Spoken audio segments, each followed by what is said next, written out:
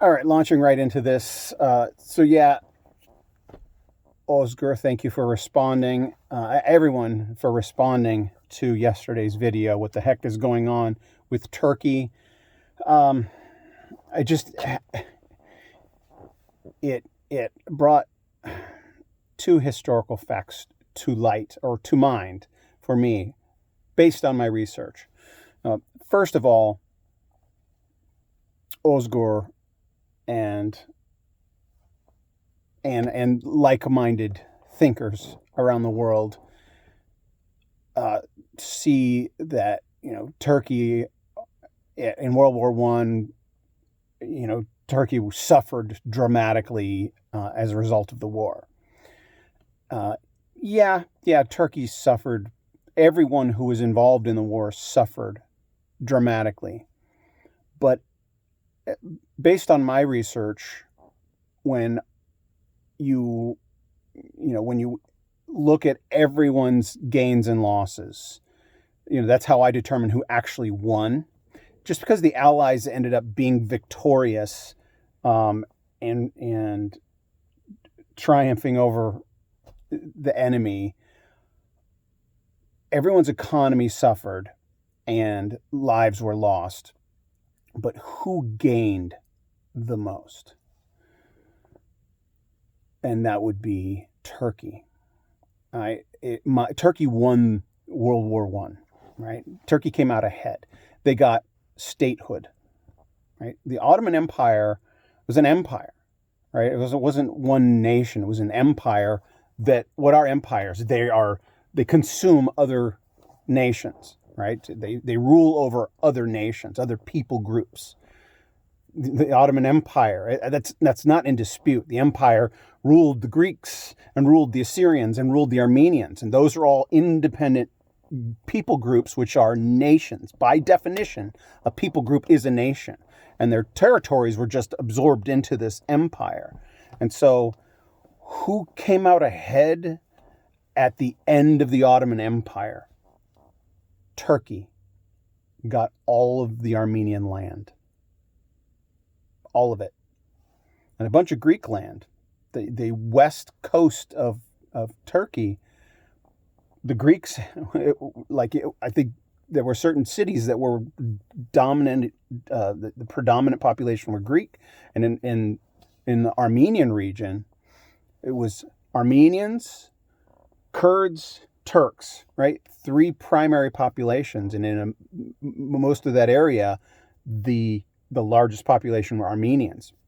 So Turkey won all of that land because the way they determined who gets this land, they took a census, right? They took a census. If you deport the residents and then take a census afterwards, it's going to be mostly Turks and some Kurds. And so the Turks get it, right? That's literally how they determined who got that land. When we're talking about land, they take a census of the ethnic population. So if you massacre and deport and allow to perish in the desert the indigenous Armenian population. So Turkey won World War I because they came out with statehood and all of the land that belonged to someone else.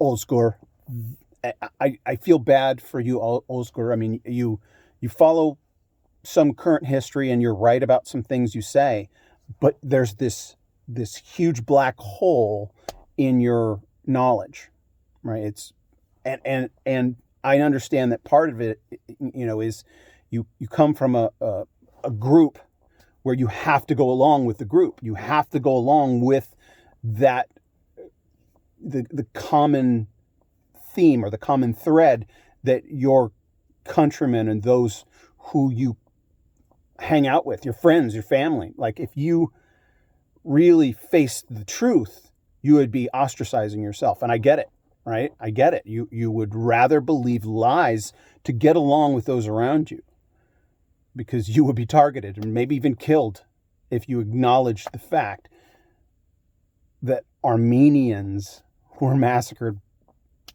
by Turks. And again, this isn't an Armenian versus Turk thing. It's the liars who lied to the Turks. The Turks are victims in that regard. And that brings me to that other thought I had about how Turkey suffered. When you deport and massacre one of the largest and most productive sections of your population, right? When all of the Armenian farmers were deported before harvest time.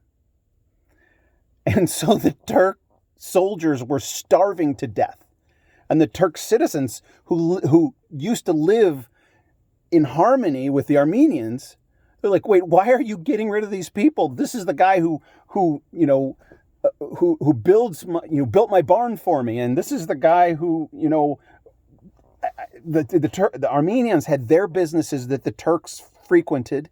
When you take a half of a productive population out of a city, the whole city fails. And that's why the Turks suffered, because their evil leaders destroyed their own economy by destroying a productive portion of that population. And that's just the facts. So I guess my 2 points are that Turkey won World War I because they came out better than all of the other nations that were involved in the war. And the suffering was self-inflicted. The majority of the suffering that occurred during World War I was self-inflicted by destroying a productive portion of the population. It's a short one. Subscribe and share. This is not current events, but it is relevant to what's going on today. So pass this along, share it with somebody, and subscribe if you haven't already. Start up the discussion. I know, Ozgur, you posted first, I think, in that last video, and it got a lot of discussion going with our regulars. But you really do have a black hole in your knowledge base, a bias, and it's a willful bias, I believe. You're just believing a portion of history that you want to believe because you've just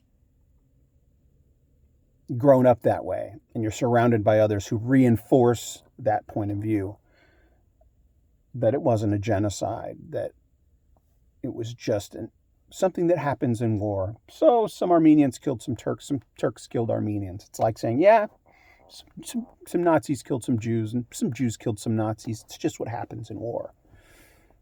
I mean, that's a black hole in your knowledge base and a black hole in your soul. And but the good news is the truth is out there. You can actually know the truth.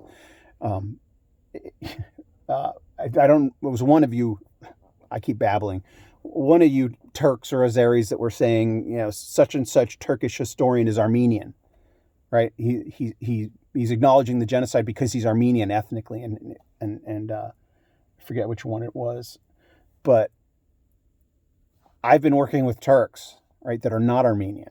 Right, I've been working with Turkish Turks, historians, and I even asked, I asked this group of historians that I've been working with, I'm like, so, I mean, is the denial of the Armenian genocide, is the academic community kind of split on this?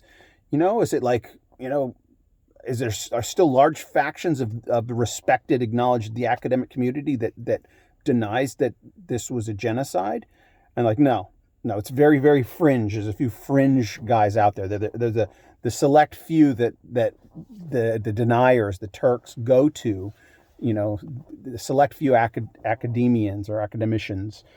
But the vast majority of academia acknowledges what the historical record says.